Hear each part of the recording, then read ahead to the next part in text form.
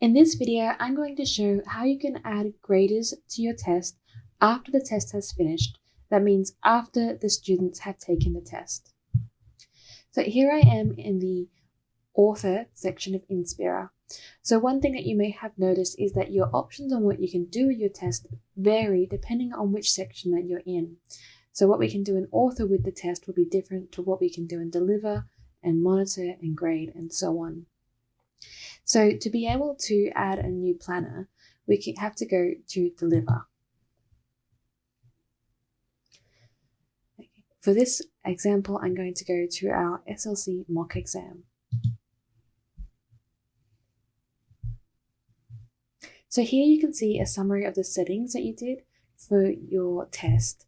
Now we don't get to see all of them, so it's important to remember that after you have clicked activate on a test, we can't see all of those detailed settings.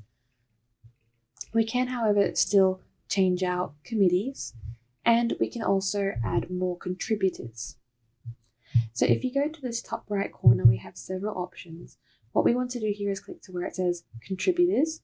Mine says 5 contributors because I have already added people. Yours may just have 1, or it may not have anything if you haven't added anyone to your test yet.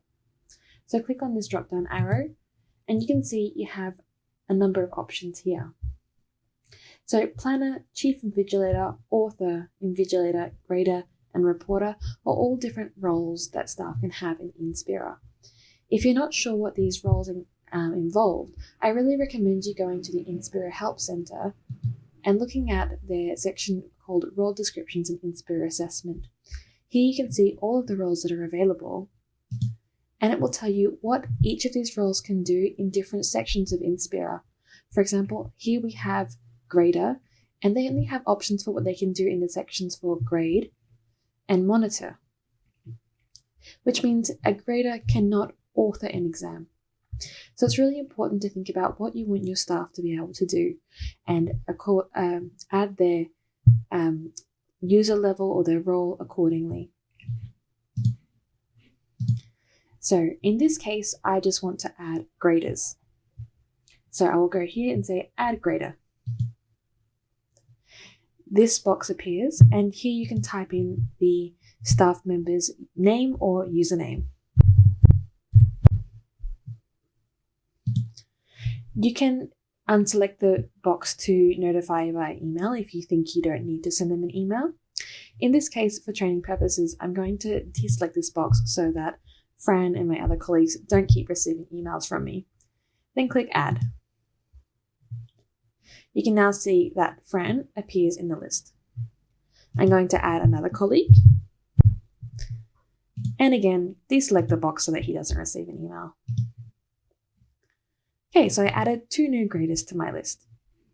But you can see there are other people here as well. So what happens if you have people here and you think that you don't want them to have access anymore, or you maybe want to change their access? Well, we go back to this drop-down menu and click on Manage. Now we can see all our users, and we can also get more details about the roles that they have. So you can see Seb is a grader, Sam is also a grader, I myself am a grader and planner. But we can change this access as well. So for example, I might think that Shari no longer needs to be a grader because she has confirmed that she's unavailable for marking for my test. I can click on this wheel and select remove user. So she no longer has any access to my test. Likewise, if we have someone who has multiple roles and you think that they don't need to have all of those roles anymore, we click on the same wheel.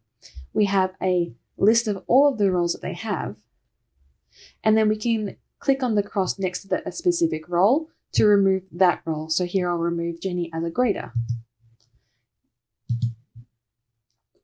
And now she has other access, but she no longer has grader access.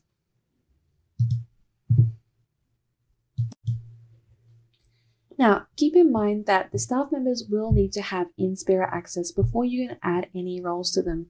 So for example, if you have a new tutor that has joined your course and they are going to be grading, but they haven't been involved previously and they don't have any Inspira access, you'll need to take this up with the e-assessment team to get that tutor access, and they'll let you know what needs to be done. So Staff members are not automatically added to Inspirit. They need to have permission and undergo the relevant training.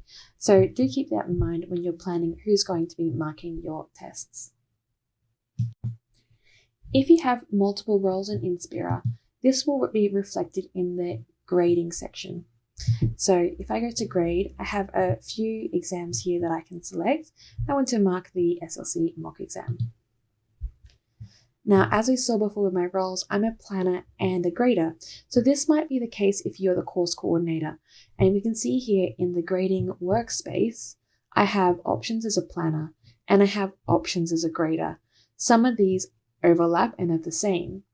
So just keep this in mind if you're the course coordinator. Think about, are you operating as a planner and you need to change things, you need to have more options over controlling the test, or are you operating as a grader and you want to just use these functions here?